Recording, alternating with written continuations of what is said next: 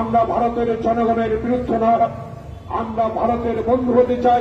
যে বন্ধু আমাকে শোষণ করবে, যে বন্ধু আমাকে টিপারি ন্যায্য হিসাবে দিবে না, যে বন্ধু আমাকে ন্যায্য পানির হিসাব দিবে না, সে কি বন্ধু হতে পারে?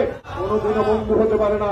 তাই আমরা স্পষ্ট ভাষায় এই সামাজিক আন্দোলনের মাধ্যমে প্রমাণ করতে চাই, ভারতীয় পণ্য বর্জন করো, এই সীমান্ত হত্যা বন্ধ করো।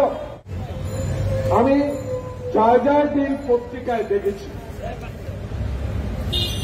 587টা পণ্যের মধ্যে 20টা পাওয়া গেছে হিন্দুস্তানে, অর্থাৎ ভারতে। ইউরোপিয়ান ইউনিয়নে সেটা নিষিদ্ধ করে।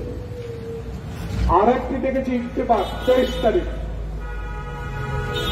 2টি ওষুধে মেডিসিন ক্যান্সারের মিশ্র প্রতিক্রিয়া পেয়েছেন, উপাদান পেয়েছেন, তাও সিঙ্গাপুর হংকং বন্ধ করে দিল।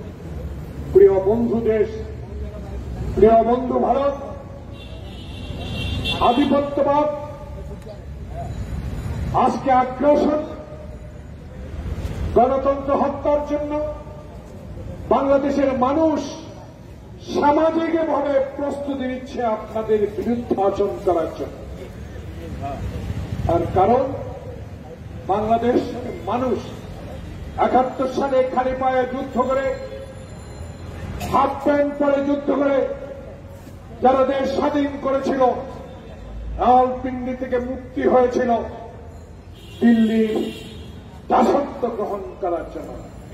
সেই কারণে আজকে আমরা জানতে চাই, বলতে চাই, একটু আগেও সংবাদপত্র টেলিভিশনে খবর আসলো সীমান্তে আজকেও একজনকে গুলি করে হত্যা করা হয়েছে। তাই আজকের গণতন্ত্র পার্টির গণতন্ত্র ফোরামের এই সাইনবোর্ড দেখেন, আমাদের দাবি যদি বন্ধু হও, যদি আমাদের প্রিয় ব্যক্তি হও, যদি আমাদের পরিবেশ পার্শ্ববর্তী দেশের প্রতিবেশী বন্ধু হয়ে থাকো, সীমান্তে হরো গুলি কেন?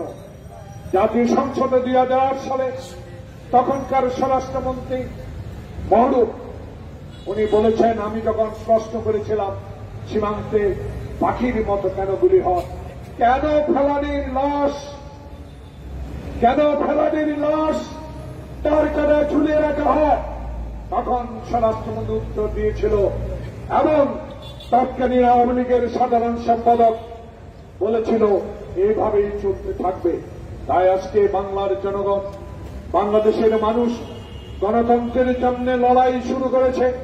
সেই লড়াইয়ে সরকারি ষড়যন্ত্রের মাধ্যমে, আইন শৃঙ্খলা বাহিনী দিয়ে, প্রজাতন্ত্রের কর্মচারী দিয়ে বাংলাদেশের গণতান্ত্রিক আন্দোলনকে স্তব্ধ করে দিয়েছেন।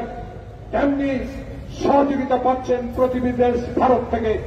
আমরা ভারতের জনগণের বিরুদ্ধে নয়, আমরা ভারতের বন্ধু হতে চাই। যে বন্ধু আমাকে শোষণ করবে, যে বন্ধু আমাকে টিপারি ন্যায্য হিসাবে দিবে না, যে বন্ধু আমাকে ন্যায্য পানির হিসাব দিবে না, সে কি বন্ধু হতে পারে?